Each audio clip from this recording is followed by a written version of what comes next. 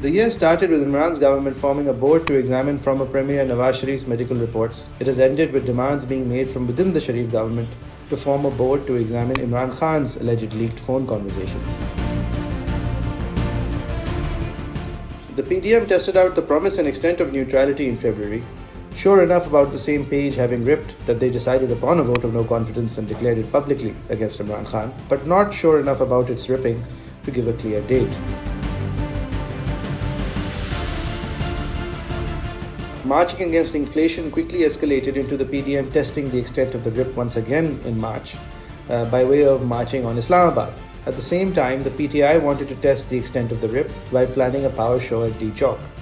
Novel readings of conspiracy and betrayal of the state led to a vote of no confidence being illegally dismissed, and our politics returned to chaos. Gone was the decade-long same-page plan.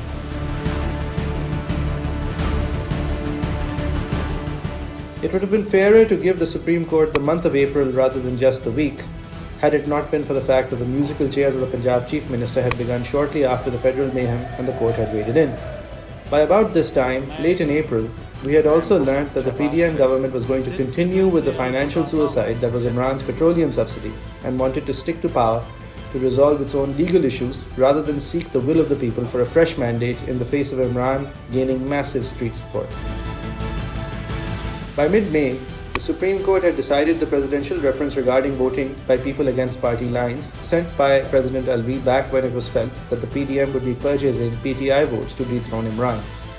By late May, Imran had started his long march for real freedom from what he was repeatedly and successfully labeling a foreign conspiracy. When Imran used the court order to march to D Chowk, the Supreme Court itself excused him the next day, with the CJP opining that he was probably not informed, while the trees along Jinnah Avenue burned and metro stations stood destroyed.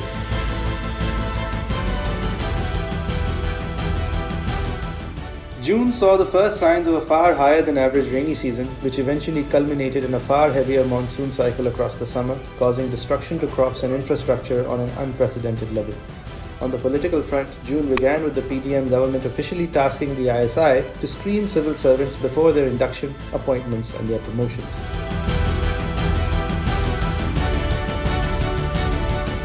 July saw more monsoon destruction across the country. Politically, it saw more judicial intervention after lawmakers who crossed party lines and had voted for Hamza Shahbaz in Punjab were disqualified due to Supreme Court opinion on floor crosses being a cancer and their votes not being counted.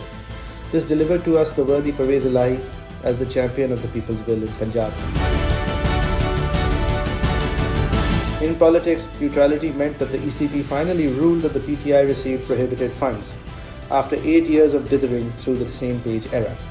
The month also started with what was to become a pattern of neutrality, registering cases against the PTI's second-tier leadership on charges of sedition and inciting the public against state institutions when they made comments critical of the military's role in politics. September saw the ban on Imran Khan's live speeches being lifted temporarily by a brave Islamabad High Court. The latest of the ECP and its neutrality also proceeded, with Imran Khan's Toshakhana reference now being provided with concrete evidence. Freed of chronic back pain, Isaaq Dar set foot in the country and brought with him his thick threats and thin skin.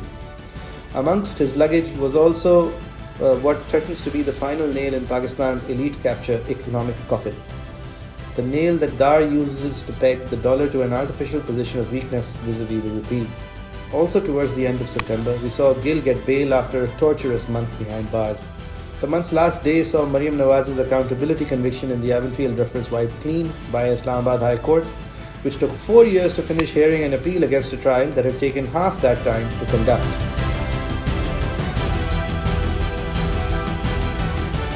In October, we saw another shining example of Pakistan's justice system when a special court allowed the acquittal applications of the PM-CM father-son combo of Shahbaz and Hamza Sharif in what was a comprehensive case of money laundering built against them by the FIA. Television commentator and journalist Arshad Sharif was murdered in the last week of October, having earlier fled Pakistan to escape harassment in the shape of random dozens of FIRs filed against him and the police being put on the lookout for him. We were then witness to an unprecedented joint press conference of the DGISI and DGISPR, who took clear political swipes at the country's former chief executive Imran Khan. November began with the second time someone crossed a red line, and this time it was the PTI's Azim Swati calling out Chief of Army Staff General Bajwa. He was picked up by FIA and he claimed that they handed him over to intelligence officers. When he was retrieved via court order, Swati committed a bigger offence. He started naming serving army officers as having been his torturers and abductors. On November 6th, Imran Khan was shot at whilst his long march meant for Islamabad proceeded through Wazirabad. He thankfully survived and proceeded to spend the rest of November trying to nominate Faisal Nasir in an FIR his own allied government in Punjab wouldn't register.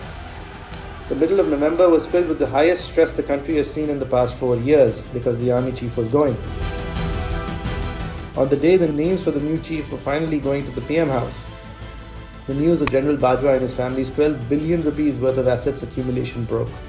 The biggest protest came from Isaac Dar, not about the alleged assets, but about how the person who leaked these confidential documents would be brought to justice.